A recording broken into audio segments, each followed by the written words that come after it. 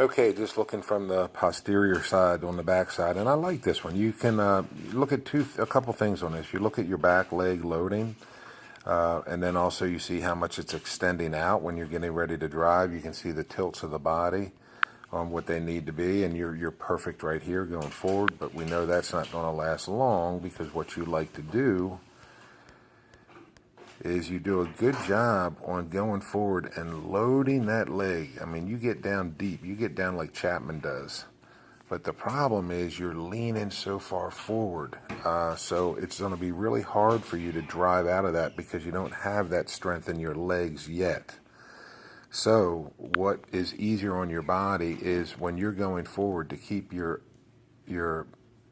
chest or your trunk in an upright position. As you move forward. Now you'll have a little tilt, but you're really over this front side really hard, and that's going to make you hard to drive out of the back leg.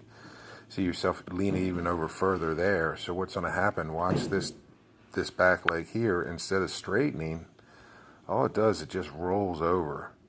And as it rolls over, you start straightening up at that point. Well, imagine, and all your energy was used to lift you up. Well, stay up and then use that energy to drive this hip forward as you're getting ready to land at the end of your stride, and that's what gives you the acceleration and the velocity.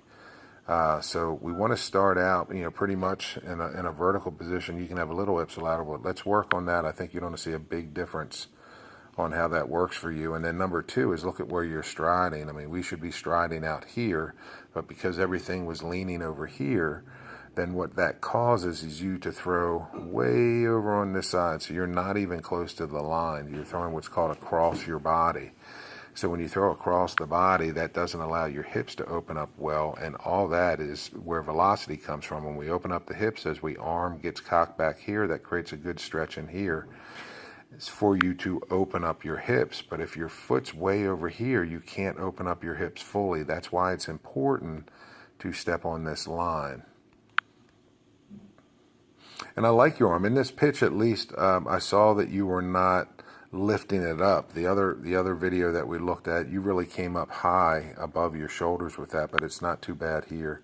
That should correct itself as you fix your lower body. Now there you're going to see how your elbow kind of really reaches out in front of your face. We'll work on that. That's not a healthy position. You want to pull your chest forward, which then brings the arm. So it's just a timing scenario with that, but we'll work on that. And then if you know you're driving, and you can always see, there's a couple things you can look on the mound.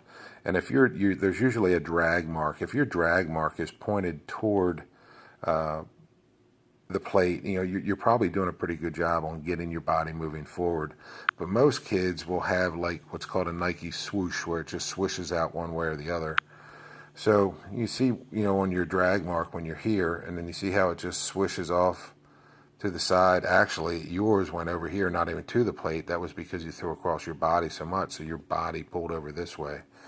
So you have lots of potential in your body, and you're throwing good the way you are now. So I'm excited to work with you. I think you're really going to see some good things happen as you make these changes, and feel better probably throwing once your body starts to work with you.